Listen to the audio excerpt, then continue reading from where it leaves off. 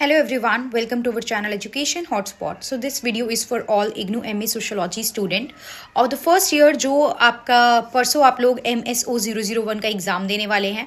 This is the time जब utmost tension है, pressure है माइंड में, लग रहा है तैयारी बिल्कुल भी नहीं है. माइंड में इस तरीके के थॉट आ रहे हैं कि क्या एग्ज़ाम स्किप कर दें, हम जून में दे दें, अभी उतनी तैयारी नहीं है, क्या हम अच्छा स्कोर कर पाएंगे या नहीं, दिस एंड दैट. तो अभी के लिए आप अपने सारे इस तरीके के थॉट को शट डाउन कीजिए. देखिए अल्टीमेटली आप जून में भी एग्जाम देने जाएंगे तो पढ़ना तो आपको तब भी पड़ेगा, राइट. और तैयारी कभी भी एग्जाम से पहले हमें नहीं लगता है कि हम 100% प्रिपेयर हैं चीज़ों को लेके. और स्पेशली इग्नू जैसे एग्जाम में जब हम थोड़ा सा लास्ट मोमेंट पे ही तैयारी स्टार्ट कर रहे हैं, जब सिलेबस इतना ज़्यादा वास्ट है, जब बुक्स में इतना ज़्यादा कंटेंट है, we are not referring the proper book और हम प्रॉपर क्लासेस भी कहीं पे नहीं लेने जा रहे हैं. तो इस एग्जाम में ऐसा थॉट आना is very obvious and it is very normal. But what we can do, अब हमारे पास ऑलमोस्ट 1.5 दिन बचा है, परसों आप लोगों को एग्जाम देने जाना है. तो अब हम क्या कर सकते हैं. देखिए मल्टीपल टाइम मैं एड्रेस कर चुकी हूँ और not even about this subject. Her subject में मैं कहती हूँ कि आप लोग MCQ sorry I am so sorry, आप लोग पीवाईक्यू पे फोकस कीजिए. पीवाईक्यू भी अगर आप लोग करके जाते हैं तो उससे आपका एक होलिस्टिक रिवीजन हो जाता है ऑफ ऑल द चैप्टर.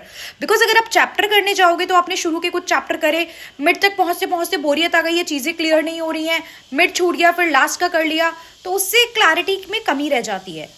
तो वही अगर आप क्या करेंगे, अगर आप पीवाईक्यू के बेस लेके चलेंगे तो आप ज़्यादा डाइवर्सिफाई तरीके से तैयारी कर पाएंगे और ज़्यादा चीज़ों को कवर कर पाएंगे और ज़्यादा टॉपिक्स को कवर कर पाएंगे.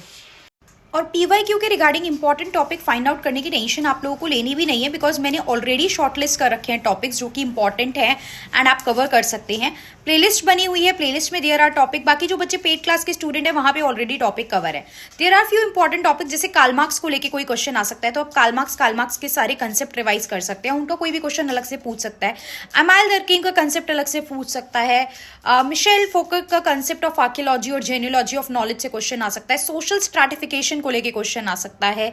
Social stratification meaning type, Melvin Tumin, Davis and Moore, या फिर जेंडर या कोई भी चीज किस तरीके से सोशल स्ट्रैटिफिकेशन के लिए एज अ बेस वर्क करती है, सोशल स्ट्रैटिफिकेशन के एलिमेंट की तरह एक्ट करती है, ये आप देख सकते हैं. सोशल मोबिलिटी आ सकता है, मतलब मूवमेंट. स्ट्रैटिफिकेशन से सोसाइटी डिवाइड होती है तो सोशल मोबिलिटी किस तरीके से होते हैं, मोबिलिटी का क्वेश्चन आ सकता है.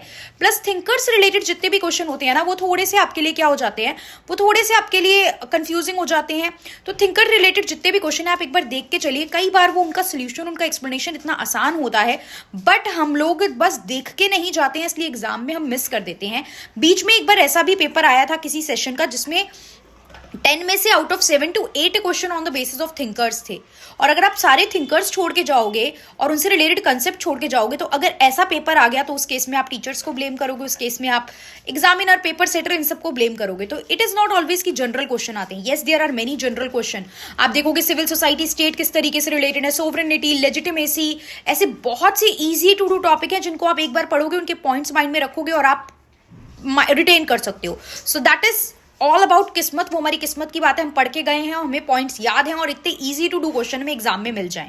Right, citizenship, sovereignty, legitimacy, state and civil society का रोल, तो that is totally dependent on your किस्मत. बट बाकी जो थिंकर रिलेटेड क्वेश्चन है, एक बार आज का दिन निकाल के थिंकर्स रिलेटेड क्वेश्चन को दे दीजिए. कल सारे जनरल क्वेश्चन रिवाइज कर लीजिएगा. तो इस बेसिस पे भी आप 1.5 दिन में अपना सारा कंसेप्ट जो है वो कवर कर सकते हैं. देखिए पूरी बुक नहीं करनी है, अगेन हम क्वेश्चन आंसर बेसिस पे टॉपिक्स कवर कर सकते हैं.